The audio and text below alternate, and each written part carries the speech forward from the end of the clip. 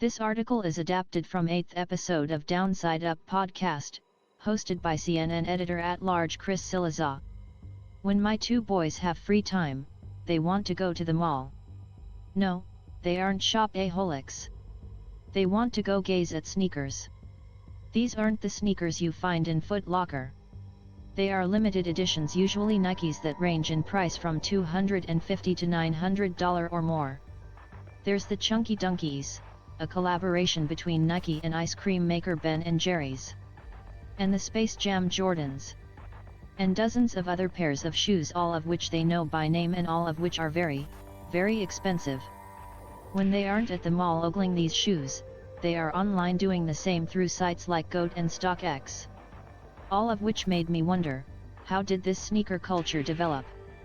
After all, when I was a kid, I wanted Jordan brand shoes too.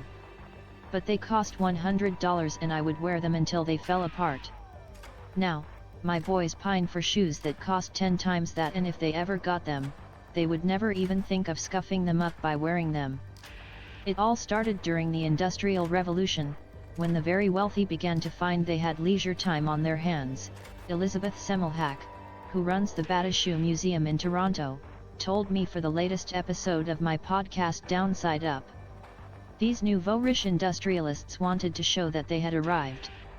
And so, the ancient game of tennis was revived, explained Semmelhack. But the problem with lawn tennis: 1, lawn tennis lawns are extremely expensive, so they didn't want people running around in leather shoes and digging up the turf. And 2, when you play on lawn, you can get your dainty feet wet. So rubber-soled shoes, the sneaker, was invented as something that the wealthy could wear as they pursued these wealthy pleasures of lawn tennis. Rubber was, at the time, quite expensive, and so having shoes with rubber soles was seen as a status symbol. Sidebar: the word sneakers came into the language in the 1870s because the rubber-soled shoes allowed kids to sneak around without being detected. Chicago Bulls Michael Jordan, 23, in action vs Washington Bullets Jeff Malone, 24, at Capitol Center. Jordan wearing red Nike Air Jordan 1 sneakers. Sneakers as a fashion and status statement in our modern era began with two major events in the 1980s.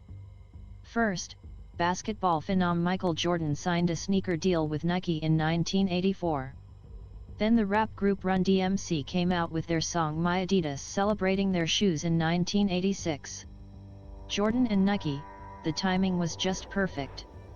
It was literally just the right time for that to explode, Jacques Slade, a sneakerhead and shoe blogger, told me. The collaboration between the world's best basketball player and the world's biggest sneaker company was the inflection point of basketball hitting the upslope on the graph and sneakers hitting the upslope on the graph at the same time. But even then, for most of us, sneakers were something you wore, not something you collected. The development of the internet, and in particular sites like eBay, changed all that. Suddenly, older versions of shoes could be purchased and collected. And sneaker companies, Nike especially, leaned into the trend. I do think that one of the things that really changed the desirability around sneakers was when Air Jordan came out with a different model every single year, said Semmelhack. And so, given that the Air Jordan, now we call it the 1, was so different from the 2, so different from the 3, and the 4, and the 5 and the 6, that helped justify collecting, because if you have the 1, 2, 3, 4, well, then the 5 comes out, you got to add it to your collection. And Semmelhack doesn't see sneaker collecting going away anytime soon. In fact, she envisions it launching into the metaverse. Clothing is one of the principal ways that we make alliances, how we express who we are, she said. And so, it's no surprise to me that you might have a closet of virtual sneakers to put on your avatar as you go into the metaverse.